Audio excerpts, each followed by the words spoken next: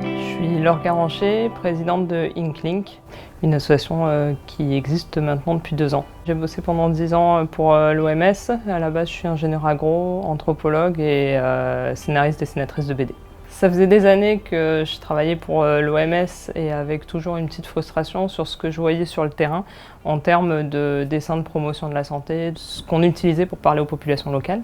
Et à l'occasion d'une mission que j'organisais en Amazonie, on travaillait notamment sur l'accès aux soins dans les territoires isolés. Et à l'occasion du lancement d'un projet, les chefs des représentants locaux, donc des chefs indiens, sont venus nous voir en disant que si l'OMS continuait à produire ce genre de documents, ils refuseraient de continuer à travailler avec nous, puisque ça ne correspondait pas du tout à leur culture locale.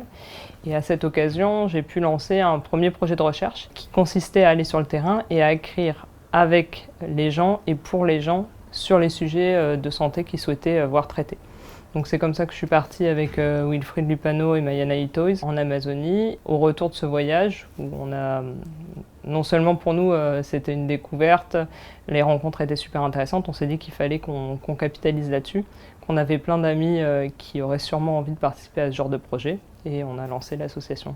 Sur un projet, en fait, avant de commencer vraiment à dessiner, ce qui pour le public est le plus visible, on passe un temps parfois très long à faire de l'accompagnement créatif pour les assos ou les institutions qui ont besoin de parler. Et pour nous, c'est vraiment notre valeur ajoutée, c'est le fait de réfléchir avec eux en fonction des bénéficiaires, quels vont être les modes de lecture, quels vont être les supports qui vont leur parler le plus, et réfléchir ensuite à comment on va développer un scénario de manière participative, toujours avec les bénéficiaires, jusqu'à arriver finalement à un résultat graphique.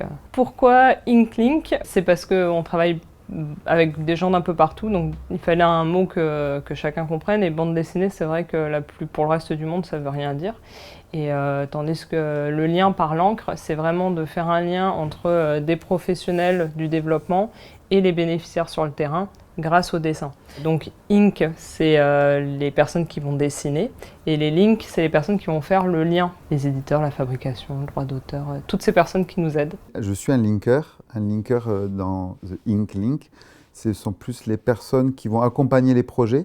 Donc ça peut être trouver une ONG, trouver un projet, amener un projet, suivre le projet, donner ses idées, travailler sur le développement, écrire les contrats. Ça peut être énormément de choses différentes. Donc je suis un linker, je vais vraiment faire le lien entre l'association Inklink et une autre association. Et travailler aussi avec ceux qui vont être linkers, avec les artistes qui vont pouvoir mettre en place le projet demandé par l'association.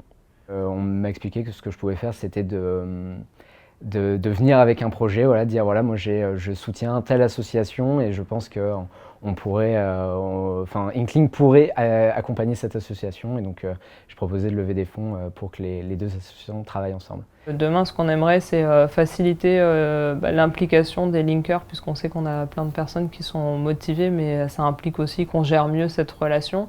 On a besoin d'avoir des personnes qui vont faire le suivi de projet, d'avoir plus d'artistes impliqués. On va se lancer aussi sur des choses qui sont plus de la formation, sur culture et dessin. Pour pouvoir démultiplier les actions, maintenant, on a vraiment besoin de pouvoir recruter du monde. Donc ça va forcément passer par savoir lever des fonds. Ça, c'est pas forcément quelque chose qu'on fait encore en interne. Ça va être de pouvoir vraiment capitaliser sur tout ce qu'on a déjà fait, et ensuite démultiplier et vraiment pouvoir proposer aux ONG, pour les assos ou les institutions qui ont besoin d'avoir des interventions Inklink dans toute la chaîne de gestion de projet.